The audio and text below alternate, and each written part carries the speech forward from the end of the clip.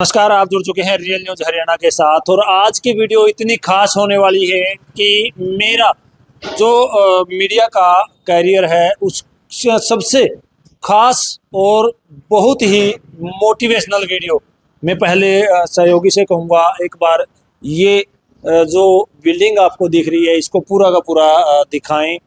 ये बिल्डिंग लगभग 150 साल पुरानी है और आज की जो खास बात है, इस बिल्डिंग में रहने वाले जो शख्स हैं, आपने देखा होगा कौन बनेगा करोड़पति की हॉट सीट पर 150 साल पुराने मकान में रहने वाली 71 वर्षीय सरिता जी से आपको मिलवाएंगे, जिन्होंने अपनी जो शरीर के अंदर एक ऐसी लाइलाज बीमारी थी उससे संघर्ष करते हुए भी हम जैसे लोगों के लिए एक बड़ी मिसाल बनी है।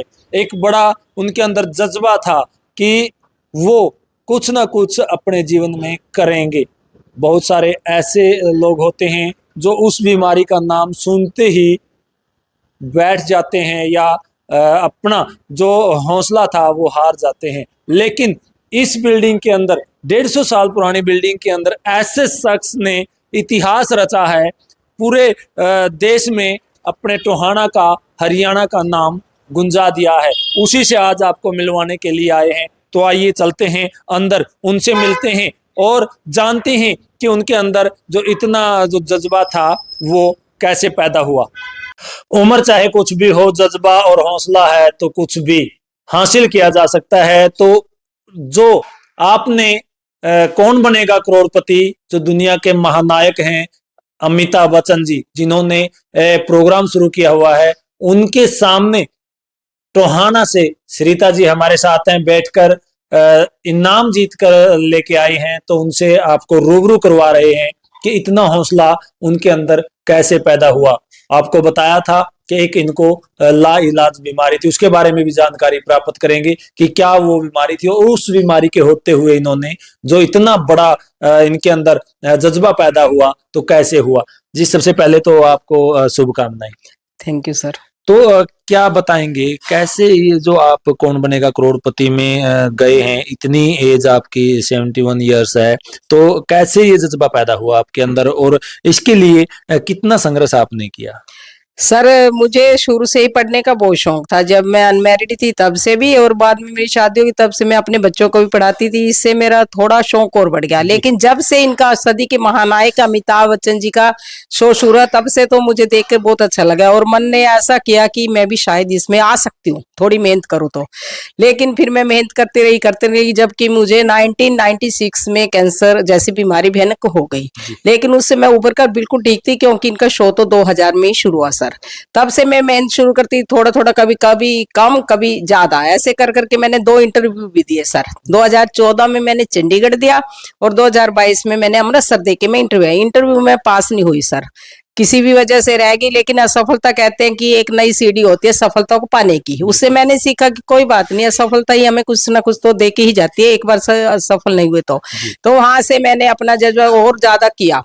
फिर 2020 में सर मुझे दोबारा कैंसर हो गया। मुझे 2 बार आया ना, 2020 में हुआ तो सबने सोचा कि मम्मी अब तो ठीक नहीं होगी, लेकिन मैंने कहा नहीं, ऐसा कोई बात नहीं है, मैं ठीक हो जाऊंगी। अगर भगवान ने बीमारी दी है, ऐसे तो वैसा चलते चलते भी एक्सीडेंट में मर जाते हैं, जब उम्र है तो भगवान अच्छा ही करेगा। मैंने अपनी दुगनी लगन से तैयारी शुरू कर दी, क्योंकि यही 5-4 साल है मेरे पास। अगर मैं सदी के महानायक के सामने आ गई तो आ गई, नहीं तो नहीं आऊंगी। मैंने अपना दुगना दिन देखा ना रात, मैंने मेहनत शुरू कर दी सर। कहीं से मुझे नॉलेज मिलती, टीवी चला रखे तो वहां से बच्चे पढ़ाई कर रहे हैं छोटे बड़े, ये पोता पोती हैं जी, ये मेरी बड़ी बहू है, ये पोता है जी, तो इनकी किताबों से मैं पढ़ती रही। आखिरकार जी मेरे 9 जुलाई को मैंने इंटरव्यू दिया, 9 जुलाई 2024 को, उसमें मैं सफल होगी। और मेरे पास फोन आया अचानक पोती ने और मेरे बेटे ने, इन्होंने फ्रॉड समझा, इन्होंने मुझे नहीं बताया। आजकल बहुत सारा ये फ्रॉड वाला सिस्टम चल रहा है। मम्मी फ्रॉड है, कहाँ से नंबर पढ़े, 24 साल से नहीं पढ़ा। मैं कहा चलो ठीक है। अगले दिन फिर मेरे पास आया, सर कहने लगे मैं केबी से बोल रहा हूँ सर, आपका नंबर पढ़े। मैं चलो बेटे बात करने में भी क्या जाता है, क्या मेरा सच ही हो। लेकिन वो सच निकला सर। हमारे पास 10 की फ्लाइट की टिकटें आ गई उनकी, उन्होंने सारा कुछ, उनका ही खर्चा होता है जब हम फास्ट फिंगर के लिए सिलेक्ट होते हैं, पहले हमारा होता है ऑडिशन तक, तो उनकी आगे टिकट वगैरह। फिर बेटे को भी यकीन होगा, बड़े बेटा ये मेरा अमित कुमार, छोटा मेरा भीलवाड़ा राजस्थान रहता है जी, केमिकल का उसका काम है। तो फिर हम चले गए जी, 10 रात को बाबूजी मेरे साथ गए, हमने अपना बहुत इंजॉय किया, अच्छे से होटल में उन्होंने ठहराया, सुबह लेके गए हमें। तो 9 बजे के करीब हमारे पास अमिताभ सर जी आए, सारे शुक्रिया अदा करते हुए फास्ट फिंगर खेला। लेकिन पहले दिन तो मेरा नंबर नहीं पड़ा, सोमवार को मंगलवार को पहले ही दिन मेरा नंबर पड़ गया सर। जिस टाइम मैं रोकना चाहूंगा, अमिताभ बच्चन जी आए, आपने पहली बार देखा, धड़कनें कितनी तेज? नहीं, कोई अपनी धड़कन महसूस नहीं, बस उसको देखते तो रहे, लेकिन धड़कनों ने ऐसा कुछ नहीं कहा कि वही पता नहीं क्या है। बस ऐसे तो देखा भी, हाँ आज मैं उनको सामने से देख रही हूँ, जिनको हम कभी टीवी में देखते हैं उससे देखते हैं, जब हम आमने सामने रूबरू होते हैं तो हमारा थोड़ा क्रेज खुशी का ठिकाने नहीं रहता। वो तो थी, लेकिन धड़कने तेज नहीं हुई कि अब ये सोचा कि अब मैं इनके सामने भी जाऊंगी। अभी तो पीठ पीठ दिख रही है मुझे, क्योंकि वो पीठ पीठ दिखती है, हम तो ऐसे बैठे होते हैं। अब मैं शायद इनके सामने जाके बातें करूं, बस मन ने ये कहा कि बातें करूं। और ये जज्बा है जो आपका, कैसे कहाँ से पैदा हुआ है? ये जज्बा तो शुरू से पढ़ने का शौक था जी, जुनून एक किस्म का बस ये था कि मुझे, जैसे कि लोग कहते हैं ना, मुझे स्वर्ग में लगा, मैं भक्ति ज्यादा कर लूं, मुझे ये जुनून था कि मैंने केबीसी महानायक के पास जाना है, चाहे कैसे भी हो, कितनी मेहनत करनी पड़े। मुझे जुनून था, संघर्ष था, ज्ञान भी था, मैंने अपने ज्ञान पर भी भरोसा था कि एक दिन जरूर जाऊंगी मैं। ज्ञान, जुनून, कड़ी मेहनत और भगवान का साथ, 4 चीजें होंगी तो आपके साथ चले जाएंगे। और एक हमारा ये सेडे खानदान से हूँ जी, मैं सेडे खानदान की बहू कहलाती हूँ, क्योंकि हम सेडे खानदान के ही कहलाते हैं। हमारा बहुत बड़ा पैरा, उनका भी शुक्रिया अदा करना चाहूंगी, उन सब का भी साथ था, भी शायद कर सके, सबको पता था कि मैं केबीसी की तैयारी कर रही हूँ। कई बार ये भी, मेरी पोती छोटी है, ये भी मुझे केबीसी पागल कहती थी। अच्छा। दादी को तो कहा पागल है, मैं क्या तू पागल ना कहा, एक दिन पागल आएगी, पागलपन का असर भी होगा। लेकिन आगे तब इसको खुश हुई कि दादी टीवी पे आएगी, सबने शौक। जब मैंने उनको बताया कि 27 नवंबर को मैं आ रही हूँ, मेरा 11 को हो गया था टेली, तो जी फिर इनको बताया, इन्होंने सबने देखा कि मेरी दादी टीवी पर। कोई स्पेशल ट्रेनिंग भी नहीं, इसके लिए मुझे कोई स्पेशल ट्रेनिंग, अपने घर का काम जाम करया, खाली टाइम में अपना उठाया, यूट्यूब भी पढ़ा, जैसे मोबाइल भी पढ़ा, गूगल पे भी निकाला कि इनकी किताब ली, इसकी किताबें ली, कोई न्यूज़पेपर बाबूजी ने चला के कहीं इधर उधर की खबरें, न्यूज़पेपर पढ़ा, कोई टीवी चलाया, सबसे मैंने नॉलेज हासिल किया है। देखो, इनकी कोई किताब तो होती नहीं, मैं आपको कह दूं कि मैं 1 करोड़ जीतूंगी, 7 करोड़, किताब तो होती नहीं जी भाई साहब। अटके तो पहले नंबर पे अटके ना तो 1 करोड़ पे भी ना अटके। वो तो अपनी आगे क्या लक्ष्य है आपका, क्या तैयारी कर रहे हैं? नहीं, बस एक बार आना था टीवी पे, आगे दोबारा कोई चांस नहीं ना। एक बार अमिताभ जी के सामने जो आ गया उसका नंबर कट है। अब कोई नंबर अपनी परिवार की है, अब तो परिवार में खाना बनाना, खाना रहना, बच्चों को, अपने दोनों पोतियों को पढ़ाना। तो बाबूजी का कितना सहयोग रहा आपको? बाबूजी का सहयोग तो देखो, पढ़ने पढ़ाने में कभी मुझे रोका नहीं, मतलब वैसे तो नहीं है मैं कहूंगी बाबूजी ने मुझे पढ़ाया, लेकिन मुझे रोका नहीं है भाई। अगर पढ़ती है रात को, आप सो जाए थे, कई बार कहते 12-1 बजे सो जा, ये जो तू पढ़ रही है ये नहीं आएगा। मैं आने को तो पता नहीं क्या आ जाएगा जी। बहू भी है बढ़िया आपकी, पोती भी है, कभी इनका सहयोग लिया या इनसे कुछ ऐसा हुआ कि रहने दो? बहू का ये शौक रहा सर, अगर मैं पढ़ रही हूँ, इसने मुझे नहीं कहा कि मम्मी घर का काम कर ले, अगली कहती है पढ़ेगी पढ़ लेगी। मम्मी का जुनून है, शायद आ भी जावे, जुनून वाला इंसान आ भी जावे, सोचती थी कि मम्मी आएगा। और ऐसे टाइम में सर मेरा नंबर आया कि एक तो फास्ट फिंगर का राउंड पार करना और एक चैलेंजर वीक पार करना, दो ये कहने लगी मम्मी फास्ट फिंगर अगर हाथ तेज चलाएगी शायद हॉट सीट पे जाके आप खाली ना होगा, ये मुझे विश्वास है। और पोती का भी बहुत हो गया, ये मेरी बड़ी पोती है बेट अग्रवाल, इसका नाम है जी, ये छोटी है नीनू अग्रवाल, तो इनका भी सहयोग रहा। ये बड़ी है जो यही मेरा रजिस्ट्रेशन करती थी, यही डाउनलोड करती, सब कुछ यही करती मेरे साथ। अमृतसर भी ये गई, मैं क्या कोई पूछना करना पड़ जाए, चलो ऑनलाइन ऑडिशन हुआ कोरोना के टाइम में भी, इसने सहयोग बहुत दिया मुझे। क्वेश्चन भी पुट करती थी, दादी आते हैं कि नहीं, जैसे 10 करती थी 8 आगे 2 नहीं आए, फिर वो तो दिमाग में रहे ना भी, ये आया नहीं, मुझे ये याद कर। यानी कि साथ के साथ परीक्षा चलती रहती थी आपकी? परीक्षा रोज तो जैसा कि आपने बताया था, कैंसर जैसी बीमारी का नाम सुनते ही एक अजीब सा लगता है कि इनको कैंसर हो गया और वो हौसला तोड़ देते हैं, उनके लिए क्या कहेंगे? नहीं, मैं ये कहना चाहूंगी कि कैंसर हो, कोई लाइजाब बीमारी तो है नहीं भी, इसका इलाज नहीं है। अगर हम फर्स्ट स्टेज पे हमें अपने आप पता चल जाए तो मैं कहूंगी जी ये कोई ऐसी बीमारी नहीं, टीवी है, ऐसे तो सारी खतरनाक बीमारी, जो बुखार चढ़ने में भी इंसान चला जाता है, ऐसा तो कोई खास बात नहीं है। लेकिन मैंने इसको कभी भी ये नहीं माना कि मैं इसमें कोई मरता है। मैं यही कहना चाहूंगी, अगर आप सही समय पर सबको बताओ अपने परिवार वालों के कि मुझे ये बीमारी है, अगर सही समय पर परिवार सही कदम उठाता है तो उसको कोई नहीं रोक सकता, वो बिल्कुल ठीक है। आजकल कोई इलाज नहीं, क्योंकि 100 में 80% लोगों को कैंसर हो रहा है। जी, आज का युवा अगर एक बार असफल हो जाता है तो वो हार मान जाता है, उनको क्या आप कहेंगे? मैं यही कहूंगी कि असफलता सफलता की निशानी नहीं है। अगर आप असफल होते हो एक बार दो बार अपने काम को किसी भी फील्ड में, कह रही हूँ मैं, केबीसी फील्ड का नाम नहीं ले रही, मैं जेंट्स को भी लेडीज को सबको संबोधित कर रही हूँ कि अगर आप एक बार असफल होगे कोई बात नहीं, अगले बार कोशिश करो। कोशिश करने वालों की हार नहीं होती, लहरों से डरकर नौका पार नहीं होती, कोशिश करने वालों की कभी हार नहीं होती। यूं ही तो आपकी जय जयकार नहीं, कुछ करने से जय जयकार होती है। मैं ये कहूंगी कि आपको डर कर कोई भी फील्ड में काम करना छोड़ना नहीं चाहिए। आज नहीं तो कल आप सफल होंगे। भगवान भी साथ देने को मजबूर हो जाएंगे। जब आपके अंदर मेहनत, ज्ञान, मेहनत, जुनून और हौसले है तो भगवान भी आपका साथ एक न एक दिन जरूर देगा, जो मेरा दिया, मैं ऐसा मेरा मानना है जी। Thank you. तो आपने देखा, और उस पोती से भी बात कर लेते हैं, दादी पोती की जोड़ी जो केबीसी तक पहुंची है, और बात करेंगे। क्या नाम है गुड़िया? भेंट अग्रवाल। तो दादी जी ने एक बड़ी अचीवमेंट प्राप्त की है। सबसे पहले तो क्या बताएं, कितनी खुशी है आपको? बहुत खुशी है हमें, हम बहुत प्राउड फील कर रहे हैं कि मेरी दादी आज टीवी पे आ रही है, उनका सपना पूरा हो गया। सारे जैसे मेरी काफी उसमें हेल्प रही है। ऑडिशन जिससे दादी सिलेक्ट हुई है वो उसमें भी मैंने सारा रजिस्ट्रेशन किया, करा, सब रजिस्ट्रेशन किया, फोन चलाना सिखाया दादी को। अच्छा। सारी चीजें मैंने की है। दादी की रोज रोज टेस्ट लेती थी मैं। अच्छा, जीके क्वेश्चन सामने बिठा के टेस्ट लेते थे आप? जी दादी का? जी हाँ, तो मैं नेट से क्वेश्चन निकाल के करती थी। तो क्या कहेंगे, एक युवाओं के लिए बड़ी प्रेरणा है दादी जी। लाइलाज बीमारी होते हुए भी अपनी जो हिम्मत है वो नहीं हारी, और एक केबीसी में जो इसका सपना था वो पूरा किया है। उसको लेके आप क्या कहेंगे, क्योंकि युवा आपको देख रहे हैं? हमें कभी भी हिम्मत नहीं हारनी चाहिए। जो हमारी असफलता है वही सफलता का एक पार्ट है। कभी भी फेल हो गए ऐसे मत करो भैया, फेल हो गया अब कुछ नहीं होता, दोबारा ट्राई करो और डबल ट्राई करो। जैसे दादी ने की, एक बार फेल होने के बाद दादी डबल पढ़ी और ज्यादा मेहनत करी दादी ने जी। उससे फिर हमें कभी हिम्मत नहीं हारनी चाहिए जी, थैंक यू। तो उस बहू से भी हम बात करेंगे जिन्होंने अपनी सास का कंधे से कंधा मिलाकर साथ दिया, और वो सपना है जो वो पूरा हुआ इनका।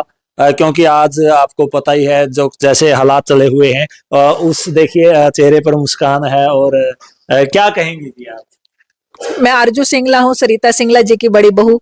मैं इनकी अचीवमेंट से बहुत ज्यादा खुश हूँ। मुझे बहुत खुशी है कि इनका आज 24 साल पुराना सपना पूरा हुआ है।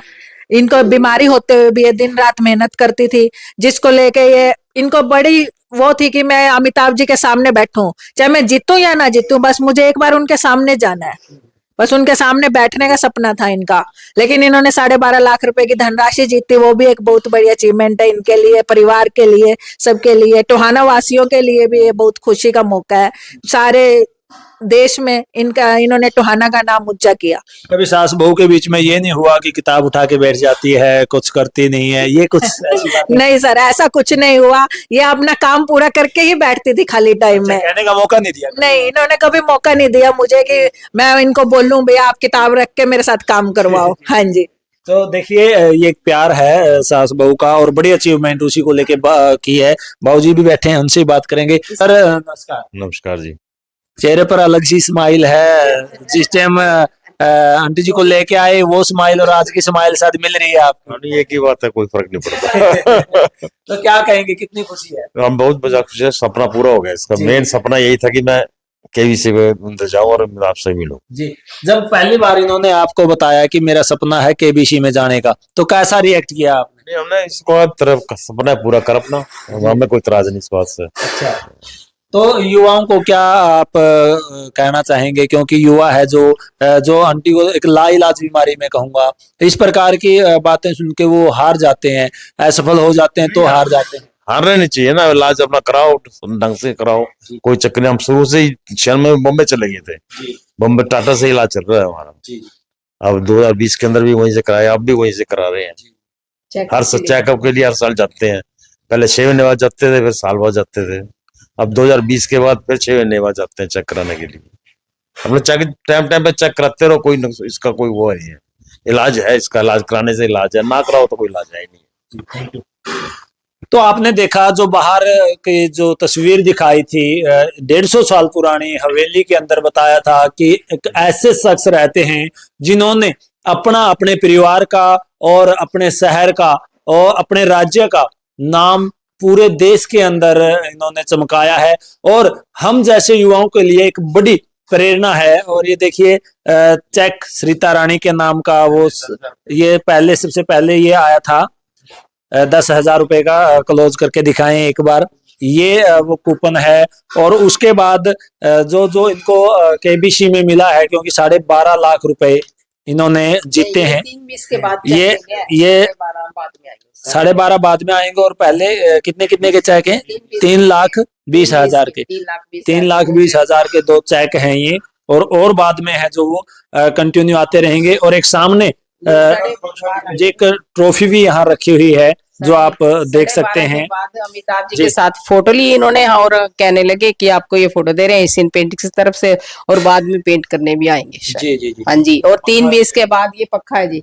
अच्छा, ऐसे एक कंटेनर ये एटम वर्क का सारा ये नाम भी आपको। हाँ जी। और बाकी ऑनलाइन भी आएगा, कुछ हमें दे दिया, 2 साल का घी भी दिया, भरपूर घी जी, भरपूर घी साथ में दिया। हाँ जी। इनको बाबूजी को पूछा कैसा लगता है, अच्छा लगता है क्या? लेडीज खुश होते हैं घी के नाम, आप तो जेंट्स ही हंस रहे हो। रखा इनाम की चीज तो इनाम की होती है सर, चाहे 10 रुपए। और ये तो सदी के महान नायक के हाथ से हमें मिला तो बहुत अच्छा लगा। कुछ ऑनलाइन भी आएगा हमारा, मतलब सामान आएगा बाद में, 12.5 लाख रुपए भी आएंगे। और हाँ जी, उन्होंने बहुत अच्छे से मतलब किया, मतलब जैसे पैरों के हाथ नीलगाते में लगाने लगी, उन्होंने जप्पी पाई कहने लगी नहीं सरिता जी बहुत अच्छे, जैसे कि इतने बड़े मतलब माना के शहनशाहों के शहनशाह है, ऐसा कुछ नहीं उन्होंने फील कराते, चाहे गरीब है अमीर है। मैं यही कहना चाहूंगी अगर किसी के अंदर ज्ञान है और जुनून है और पढ़ने का मौका है और भगवान साथ दे तो हर कोई इंसान जा सकता है। अकेली मैं नहीं, आप जैसे भी जा सकते हैं। अगर आप ट्राई करोगे आपका भी मौका मिलेगा, कभी ना कभी तो मिलेगा ना। किसी को तो दूसरे बारे में मिल जाता है, पहले बारे में मुझे 24 साल लगे, कोई बात नहीं, लेकिन भगवान ने साथ दिया। फिर भी इसी में सपना पूरा हो गया ना, इसी एज में, मतलब इतनी एज होगी जो सोच भी नहीं सकते मेरा सपना पूरा जी, सोचा भी नहीं था कि मेरा सपना पूरा होगा। क्योंकि अभी दिसंबर में तो ये शो खत्म ही हो रहा था, 27 दिसंबर मेरा मौका लग गया। मुझे बहुत खुशी हुई कि अब तो मेरा सपना पूरा होने का मौका आ गया है। उनके सामने बैठकर तो मैं आपको बता नहीं सकती कि क्या क्या मन खुशी से उछाले मार रहा था। और उनके बोलने का तरीका देखो, जिसको हमने कभी देखा नहीं, एक झलक पाने के लिए लोग खड़े रहते हैं उनके लंबी लाइन जलसा के अंदर, लंबी लाखों लोग खड़े रहते हैं। संडे को ऐसे हाथ ही बस सिर फोन लिए 2 मिनट हिलाते हैं और वो मेरे सामने 1.25 घंटे हमने बातचीत की। तो देखो ये तो अपने आप में बहुत बड़ी बात, सपना था वो पूरा हुआ है और बहुत बड़ी बात है। 1.25 घंटे उनसे बातें चीत की, फिल्म सिटी देखी, गोरेगांव में हमारी शूटिंग हुई, वो फिल्म सिटी में लेके हमारी सेफ्टी थी उनकी, 500 का उनका स्टाफ है, उनका स्टाफ के लोग भी सारे बहुत अच्छे थे। बस मैं तो यही कहती हूँ कि हमारा सेठे खानदान की मैं बहू जी, सबसे बड़ी बहू और सेठे खानदान की, इनमें से मतलब सेठे खानदान का पूरा नाम रोशन कर दिया। तो हमने भगवान ने किया, मैंने तो क्या किया जी, भगवान ने साथ दिया तभी। और लेकिन हमारा परिवार बहुत बड़ा है, सब मिलजुल के शादी ब्याह में इकट्ठे होते हैं, 1 साल में 2 बार तो हम इकट्ठे होते हैं, मिट्टी निकालते हैं पितरों के हम। तो मतलब उनका भी परिवार है, हमारा सब परिवार खुश है जी। सब परिवार की वजह से, सब की वजह से मैं यहाँ तक पहुंची हूँ, मैं यही कहना चाहूंगी। Thank you. और आपने देखा कि 24 साल बाद सपना पूरा हुआ है और खुशी है, पूरे घर के अंदर खुशी का माहौल है। बधाई देने वालों का तांता लगा हुआ है, हर रोज बधाई देने वाले आते हैं, फोन पर बधाई दे रहे हैं। तो यही कहेंगे कोई भी किसी भी प्रकार की अगर कोई दिक्कत है तो हिम्मत न हारें, हिम्मत के साथ लड़ें, हौसला रखें। हौसले के साथ, जो मैंने पहले कहा कि हौसलों के साथ ही उड़ान होती है, तो वो हौसले आप रखें और जो अपना सपना है आपका वो पूरा करें। फिर इसी प्रकार की नई जानकारी के साथ आपके सामने हाजिर होंगे। तब तक के लिए जय हिंद, जय भारत।